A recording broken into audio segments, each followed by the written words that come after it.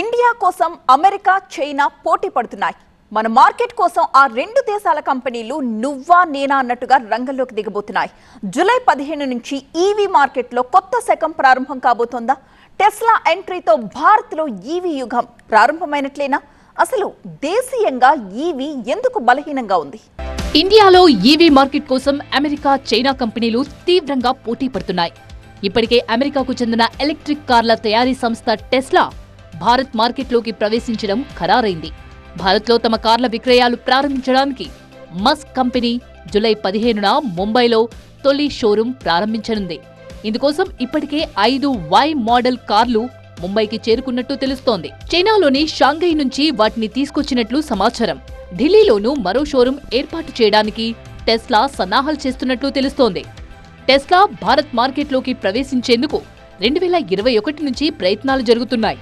ఇందుకోసం ఈవీలపై దిగుమతి సుంకాలను గణనీయంగా తగ్గించాలని మస్క్ కంపెనీ డిమాండ్ చేసింది.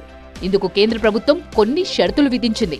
దేశీయంగా తయారీ ప్రారంభించడంతో పాటు ప్రాంతీయంగానే విడిభాగాలు కొనుగోలు చేయాలన్న షరతు పెట్టింది. ఇందుకు మస్క్ అభ్యంతరం వ్యక్తం చేయడంతో టెస్లా ఎంట్రీ ఆలస్యమవుతూ వచ్చింది. ఇటీవలే ప్రధాని మోదీ అమెరికా పర్యటనకు వెళ్లినప్పుడు మస్క్ ఆయనతో భేటీ అయ్యారు.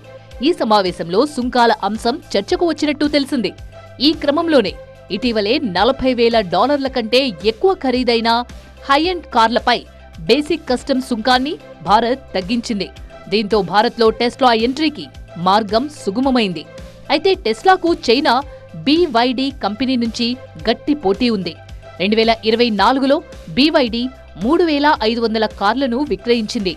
భారత ప్రభుత్వం 2030 నాటికి 30% ప్యాసింజర్ వాహనాలు ఈవీలుగా ఉండాలని లక్ష్యంగా పెట్టుకుంది. దీనికి FAME స్కీమ్ ద్వారా ఈవీ భాగాలపై దిగుమతి సుంకాలు తగ్గింపుతో ఈవీని ప్రోత్సహిస్తోంది. ప్రస్తుతం ఇండియాలో Tata Motors 35%, MG Motor India 29%, Mahindra 16% market షేర్తో ఉన్నాయి.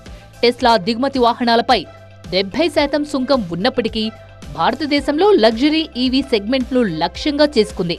అయితే భారత్లో BYD విస్తరణ అంత ఈజీ కాదు. ఎందుకంటే చైనీస్ కంపెనీలపై భారత్ కఠిన నిబంధనలు విధించింది.